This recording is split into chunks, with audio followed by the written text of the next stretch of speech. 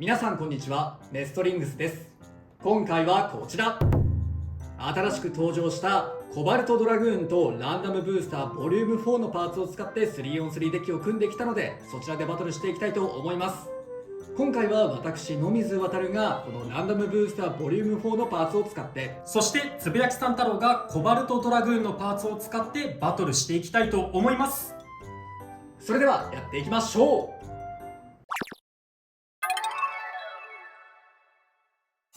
まずシュートポジションを決めるじゃんけんをします。最初はグー、じゃんけんぽい。こっち OK。 お互いのファーストベイ、せーの、じゃん。コバルトドラグーン 260R。 ブラックシェル 560B。 ファーストバトル、レディーセット、3、2、1、ゴーシューすごい飛ばされたが、強いす勝負ごい飛ばされたが、全然飛ばされるんだ。スピンフィニッシュ、コバルトドラグーンに1ポインやったぜ。全然ディフェンスしてなかった。ト。お互いのセカンドベイ、せーの、じゃん。シャークエッジ 360C。 ティラノビート 360P。 セカンドバトル、レディーセット、3、2、1、ゴーシューさあ初期はどうか。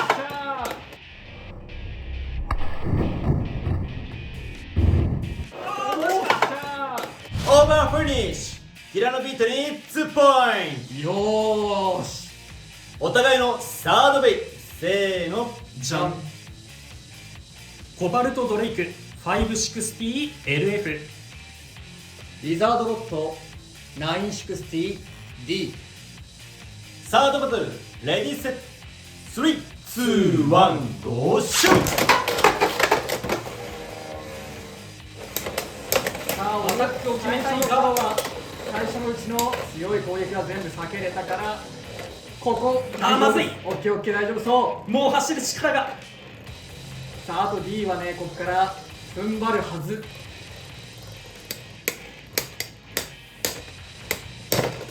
スピンフィニッシュ、リザードロットに1ポインよーし。サードバトルでも勝敗が決まらなかったので、デッキの順番を入れ替えて続きからやっていきたいと思います。ト。お互いのフォースベイ、せーの、じゃん。コバルトドラグーン。リザードロッド。フォースバトル、レディーセット、3、2、1、ゴーシューいや、大当たらん。ナイス。いや当たったが耐えました。これはドットで耐えてるのか。耐えられるときついよ。これはドットで耐えてるのか。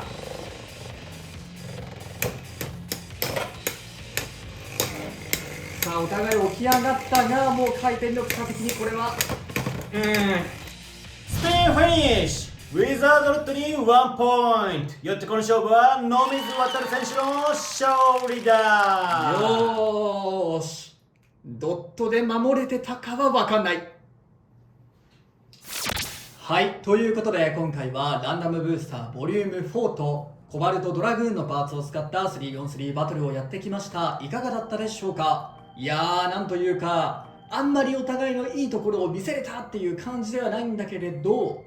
ちょっと問題かなって思っているところは見せられるようなバトルにはなったかなと思いますね。今回俺がコバルトドラグーンの方を使ってみて、感じた感想なんだけど、 X になって最初の左回転機っていうこともあってね、ちょっと期待値が高すぎたかなっていうところもあるんだけど、思ってたほどの破壊力を出してくれはしなかったなっていう印象です。そうだね、それはこっちも感じたね。っていうのがコバルトドラグーンさ、ちゃんと重さあるんだよ。37の後半から 38g ぐらい。俺が買ったこの個体は 37.7g ぐらいの個体で、ちゃんとしっかり重さあるし、形もね、なんか弾きそうな、ちゃんと引っかかりがあるような形もね、してて、で、相手が右回転になるから、右回転と左回転の正面衝突で、もう破壊力2倍ですぐらいのね、イメージ持ってたんだけどね、ちょっとそこまで相手のベイとぶつかった時に生み出す衝撃が思ったほど強くなくて、そこが意外だったな。そうだね、今回ねウィザードロットの時に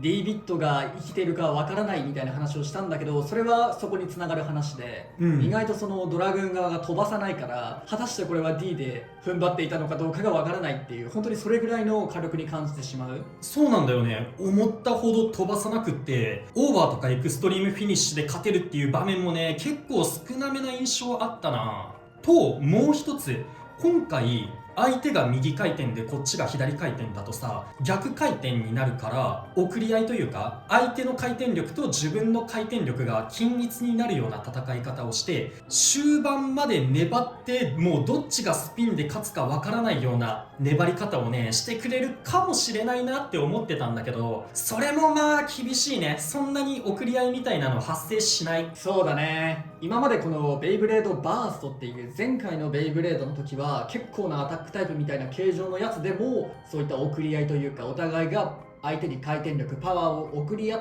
て回転力が大体同じぐらいになってギリギリのスピン勝負になるっていう現象自体はあったんだけれど、今回やっぱメタルってこともあって弾き合うからかな、なかなかその回転力を与え合うっていう現象が発生しない。そうなんだよね。だからさ、コバルトドラグーンのビットをボールとかさ、ハイニードルとか、あとはヘキサとか姿勢正してよく回るようなビットにすると、もうほんとスピンでどんなベイ相手でもスピンでワンチャン勝てるような戦いしてくれるんじゃないかなって思ったんだけど、そうはならなかったから、ちょっと今回粘る系のスタミナビットではなく、俺はラッシュで使ってみたんだよね。やっぱりそのブレードの裏面見てみると分かるけど、変重心になっていてメタルが抜かれてる部分があってバランスが悪くなっているってところと、その一撃の重さは結構ないんだけど、ちょこちょことちょっとずつ飛ばすみたいな特徴があって、それによって終盤ね、お互いがこうぶつかり合うんじゃなくて、ちょっと距離を置きつつみたいな戦い方をしちゃって倒れて先にスピンで負けちゃうみたいな、それがヘキサを使っててもボールを使っててもそういう感じになっちゃうから、なんて言うんでしょうね、その送り合いみたいな環境が嫌だったっていうタイプの人にとっては、なんかいい塩梅というか、もちろんアタックタイプですから、こういう勝負を求めてるはずだから、そういう意味では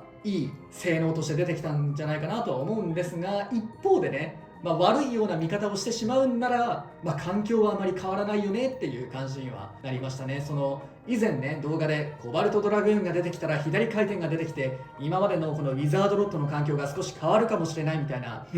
そういう話をしていましたが、これだとね、ロッドに対して勝てる、飛ばせるアタックタイプとしての採用みたいな感じになるので、結局そのあんまり変わらない、ちょっとはもちろん変わると思うんですけど、例えばその逆走をした時に逆走に向かって走ってくるからちょっと逆走が怖くなったよねとか、そういうメリットはあるかもしれないんですが、やっぱなんかこうウィザードロットに対抗するアタックっていう意味では、環境はちょっと変わりづらいのかなっていう感じはしてしまいましたね。同じ感想を持ったね。で、あと相手がアタックタイプだった時の動きもそうなんだけど、相手がアタックでこっちもコバルトでアタック系の動きをしようとした時に、回転が逆だからお互いにエクストリームラインに乗る前にぶつかり合うような場面が多くて、でお互いにエクストリームダッシュの阻止をし合う感じになるから、それでもねちょっとあんま強い衝撃を生み出しづらい要因になるかなって思った。吸収だ吸収だ吸収だマジかよ。いやー来ました。ドラグーンだよ。ドラグーンフェニックスが外を言う。嘘でしょ嘘でしょ。待ってやったねドラグーン。嘘だろ。送り合いはないよって話を前々回ぐらいで言ってたんだけど、こいつねするわ。そう、使ってたらするなって、そうちょっとね考え変わったというか、ちょっと最初の頃の動画見てた方には申し訳ないですっていうところはあるんだけど、回転吸収します。あんまり環境変わらなかったなっていうふうに考えてはいたんですが、環境変わるかもしれないなと思いました。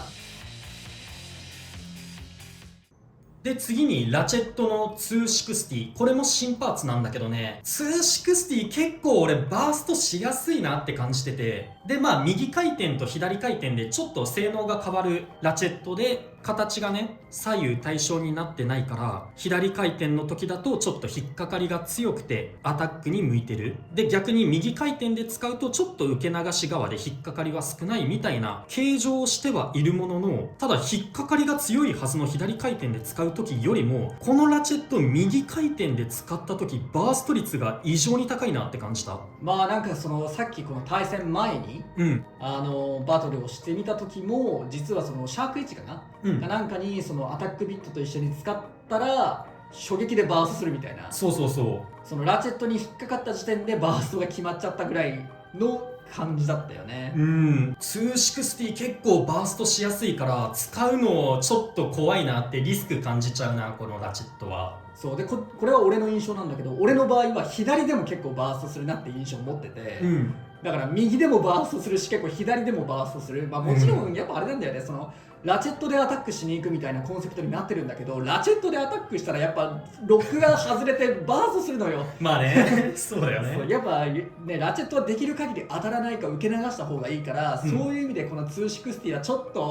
とその元々のコンセプト的に難しいのかもなっていう感じはしちゃったかな。そして最後にこれも新パーツ、サイクロンビットですね。これ結構俺気に入ってて、でバースト時代やってた人ならわかると思うんですけど、スパイラルダッシュと形がそっくりなんですよね。なんで左回転で使うとスタジアムに食いついてギュイーンって動くような挙動をしてくれるから、それ結構気に入ってて、今回は左ではなくちょっと右回転の方で使ってはいたんだけど、で右回転で使った時もそこそこいい動きするかなっていう風に思いました。ただ他のアタックビットと比べるとフラットよりかはちょっとスピード抑えめな印象はあるかな。であとはラッシュと比べると若干スタミナは残りづらい。ギアの数も違うからね、ラッシュよりかはスタミナ残りづらいみたいなところもあるんだけど、選択肢が増えたっていう意味でも結構なんかフラットとラッシュとその中間ぐらいのイメージで、このサイクロンの右回転とかも使っていけるかなと思います。そして今回私が使ったブラックシェルの方なんですが、正直かなり厳しいというのが動画見ていただいた時点でもお分かりいただけると思うんですが、重量がそもそもまず軽め、といっても忍びシャドウでちょっと感覚が狂ってしまってるかもしれないんですが、32、3g ぐらい。そうだね。なので、今回ね同時に発売されたコバルトドラグーンの方は37から38ぐらいあるので、だいぶ差がある、し、現状その大会とかのことを考えると、大会で出てくるベイもみんな軒並み重いベイが多い中でかなり軽量ということもあって、今回の動画のようにバカバカ飛ばされてしまうという、ディフェンスタイプとはみたいな感じになってしまっているのがまず気になるところ1点目ですね。そしてバカバカ飛ばされるということはそれだけスタミナを奪われるということなので、アタックの攻撃を防ぎ切って、防ぐというか、当たりまくってもオーバーとかねエクストリームせずになんとか耐え切ったとしてもスピンで負けるんですよね今度はっていうところがあって、果たしてどう使うのが正解なのかっていうのがかなり迷ってしまうところですかね。デザインとかはマジでめちゃめちゃかっこいいし、結構使ってあげたいなっていう感覚はあるんですが、ちょっとねかなり難しいというか、うまく活かしてあげれる場所がなかなか見当たらないというのが正直な感想ですかね。本当にベイブレード X 初期の頃から言ってますが、ディフェンスタイプが本当に不遇も不遇でかなり飛ばされてしまうので、ちょっとね今のこの強いアタックたちが、ウィザードロッドが原因ではあるんですが、多い環境において使うっていうのはガチ対戦とかではもうちょっと厳しいかなというのは正直な感想ですね。ロッドの方がはるかにディフェンスタイプなのでちょっとねっていう感じはありますね。そしてもう一つ新しいビットのこのドットなんですが、これはね結構評価に困るというか判断に困るようなパーツかなという印象ですね。こうつぶつぶ状の軸先によってこうしっかりと摩擦で踏ん張って止まるみたいな感じなんですけど、あんまり個人的にはそこは感じてないかなっていう印象はありますね。なんかそれよりも相手の姿勢を崩すみたいな戦い方たまにするなみたいな、そっちの方が個人的には印象に残りましたね。ロッドで使ってるからというのもあったかもしれませんが、そうでウィザードロッドの B とウィザードロッドの D ドットでどっちが強いかっていうのを試しにやってみたんですけど、そのロッドとかを入れ替えてね、もちろんロッドが強かったらとかないようにちゃんと確かめてみたんですけど、たまにこのドットが本当に相手の姿勢を崩して勝つみたいな、そういう場面もあったので、なんか使い方によっては強いのかもしれないんですけど、総合的に見るとちょっと難しいパーツかなっていう印象ですかね。あと傾くとね、やっぱりこういろんな場所がするっていう関係上、スタミナもだんだんとなくなってしまうというのもちょっと気になるところですが、面白いパーツだなとは思いましたね。それこそ今回はディフェンスタイプというか持久タイプに使いましたが、アタックタイプとかに使ってみて、踏ん張って相手を飛ばすみたいな、そういう使い方してみるのもありかもしれないなと思いました。ということで、コバルトドラグーンランダムブースターボリューム4、興味のある方は買って遊んでみてください。この動画が良かったらグッドボタンとチャンネル登録よろしくお願いいたします。それではまた次の動画でお会いいたしましょう。バイバイ。バイバーイ。